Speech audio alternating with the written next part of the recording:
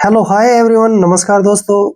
आज का जो हमारा टॉपिक है वो बहुत ही अच्छा होने वाला है, क्योंकि जो बिगनर होते हैं इंग्लिश को, जो शुरू से सीखना पढ़ना और बोलना चाहते हैं, उनके मन में जो है एक इच्छा उठती है कि टी का जो उच्चारण है वो टे, चे, थे और दे जो है कब कब होता है। क्योंकि हमें पता ही नहीं होता कि कब हमने टी को टे पढ़ना है, कब चे पढ़ना है, कब थे और कब दे पढ़ना है। तो इसके जो है ना कुछ रूल होते हैं, वो रूल मैं आपको बताने वाला हूँ, जिससे आपको जो है टी का जो प्रोनाउंस है करने में काफी हेल्प मिलेगी। तो चलिए स्टार्ट करते हैं। फर्स्ट रूल है, यहाँ पे देखिए, यदि टी के बाद यू आर ई आए तो टी का उच्चारण च होता है। देखिए, ध्यान रखना है, यदि टी के बाद यू आर ई आए तो टी का उच्चारण च होता है। कैसे? यहाँ पे देखिए लिखा हुआ है ADVENTURE, ठीक है ना। इसको पढ़ते हैं हम एडवेंचर। क्या पढ़ते हैं? एडवेंचर। अब ध्यान दीजिए, यहाँ पे एडवेंचर में क्या चीज है। यहाँ पे टी के बाद यू आर ई आया है। जब भी टी के बाद यू आर ई आता है तो टी का जो प्रोनाउंस है वो हम च करते हैं, ठीक है ना। जैसे एडवेंचर, देखिए च पढ़ रहे हैं, टी को क्या पढ़ रहे हैं? च। ऐसे एडवेंचर। तो ध्यान रखना, जब भी टी के बाद यू आर ई आता है तो टी का उच्चारण च करते हैं। एडवेंचर, एडवेंचर क्या होता है?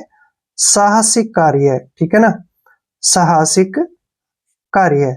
अब देखिए नेक्स्ट है LECTURE, लेक्चर। क्या पढ़ते हैं इसको? लेक्चर। ऐसे अब लेक्चर में भी आप देख सकते हैं टी के बाद यू आर ई आया है। जब भी टी के बाद यू आर ई आता है तो टी का प्रोनाउंस हम च करते हैं। ध्यान रखना है, लेक्चर क्या होता है? भाषण, ठीक है। अब नेक्स्ट वर्ड है, देखिए कल्चर। क्या पढ़ते हैं इसको हम? कल्चर।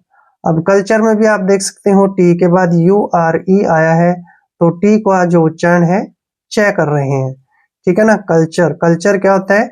संस्कृति। कल्चर होता है संस्कृति। अब यहाँ पे देखिए कैप्चर। क्या पढ़ा हमने?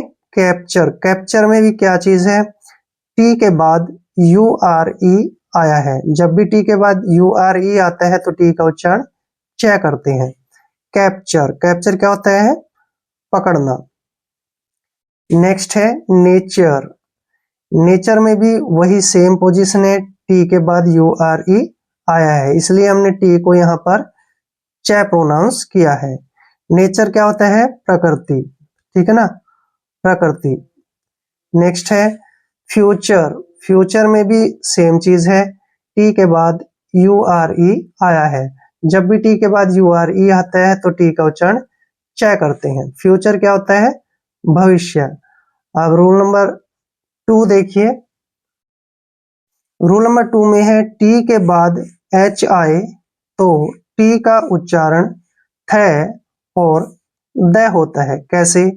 अब ध्यान रखना, आपने टी के बाद एच आए तो टी का उच्चारण थ और द होता है। जैसे यहाँ पे हमने कुछ वर्ड्स लिए हैं, जैसे THIRST, यहाँ पर टी के बाद एच का यूज हुआ है। तो जब भी टी के बाद एच आता है तो यहाँ पर इसका जो मीनिंग बनेगा थ्रस्ट। क्या बनेगा? थ्रस्ट। ऐसे थ्रस्ट, टी को हमने यहाँ पर थ पढ़ा है। थ्रस्ट, थ्रस्ट क्या होता है? प्यास। अब यहाँ पे देखिए थिंक। थिंक में भी क्या है? एक चीज कॉमन है, टी के बाद एच आया है। थिंक मीन्स क्या होता है? सोचना। अब देखिए थर्ड। थर्ड में भी सेम पोजीशन है, टी के बाद एच आया है, इसलिए हमने थ पढ़ा है। थर्ड क्या होता है? तीसरा। अब देखिए वेल्थ। वेल्थ में भी एक चीज कॉमन है कि यहाँ पर टी के बाद एच आया है, इसलिए टी का उच्चारण हमने थ किया है। वेल्थ मीन क्या होता है? धन। वेल मीन वेल्थ, धन या फिर संपत्ति, ठीक है।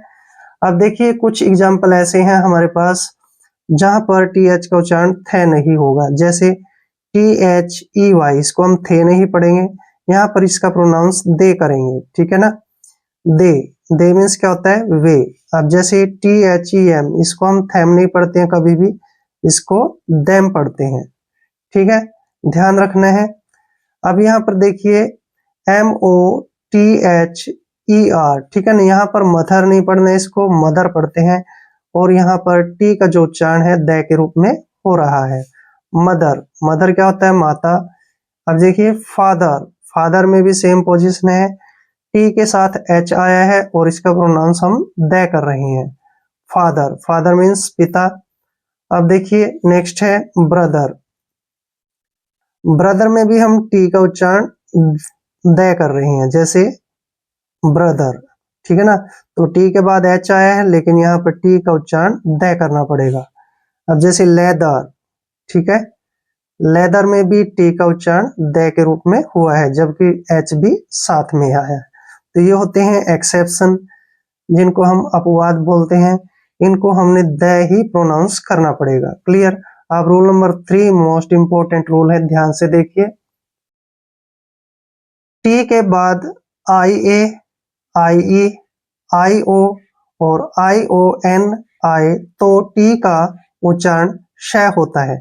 ध्यान रखिए, टी के बाद आई ए, आई ई, आई ओ एन आए तो टी का उच्चारण श होता है। जैसे अटेंशन, अटेंशन में क्या है, टी के बाद आई ओ आया है।